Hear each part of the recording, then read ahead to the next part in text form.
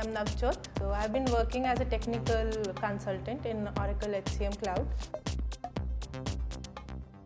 So HCM involves your recruiting, time and labor, absence, payroll, so many modules. So you need to understand which specific module the client is looking for and what is the current system that they are working upon and how can we move to a new system. So you need to understand that, like, what is already provided in the product, what is there that you have to build separately. Then you work upon the estimates, then you work upon the timeline, then you figure out the teams that will be involved. Then we start on designing. You start with the development phase, then comes the testing, functional testing is done, then comes the integration testing. If there are third parties involved, you need to integrate with them and test it. Then comes your system testing. After everything, you go to the user. You need to train them. Then they will start their testing. Once they provide the confirmation, we move entire thing to their production. So that is when they start using it.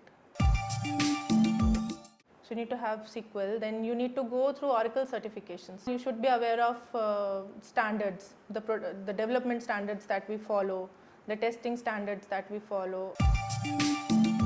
In my experience, communication is what you need, because if you cannot communicate your idea, if you cannot understand their idea, then it's difficult.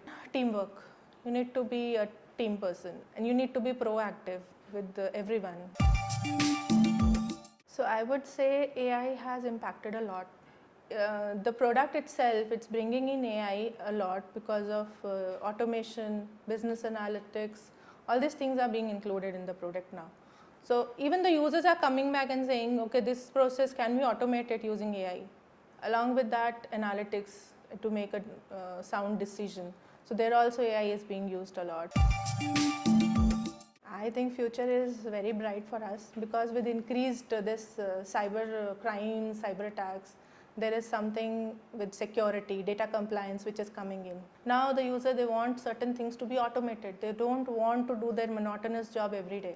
A technical consultant should be aware like what all things we can automate for them. With that respect, I see there's a lot of scope of development. Means we have to learn a lot.